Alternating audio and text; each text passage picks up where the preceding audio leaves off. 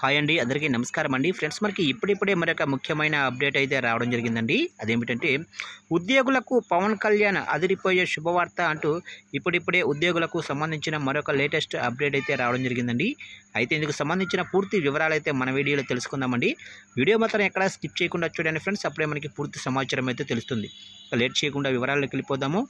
ఇక ఉప ముఖ్యమంత్రి పవన్ కళ్యాణ్కు మెడికల్ హెల్త్ డిపార్ట్మెంటు అవుట్సోర్సింగ్ ఉద్యోగులు ధన్యవాదాలు తెలిపారు. సమస్య చెప్పిన వెంటనే స్పందించి పరిష్కరించారంటూ ఆనందం వ్యక్తం చేశారు.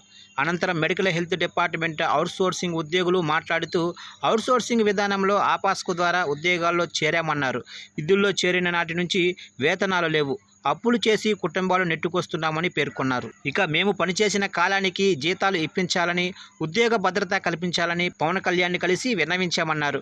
సంబంధిత శాఖ ఉన్నతాధికారులతో మాట్లాడి జీతం బకాయిల సమస్యలను డిప్యూటీ సీఎం పవన్ కళ్యాణ్ పరిష్కరించారని పేర్కొన్నారు. బుధవారం ప్రభుత్వం నుంచి ఉత్తర్వులు విడుదలయ్యాయని, 2 ఏళ్లుగా ఉన్న సమస్యలను నెల రోజుల్లో పరిష్కరించిన పవన్ కళ్యాణ్ గారికి రుణపడి ఉంటామని కొనియాడారు.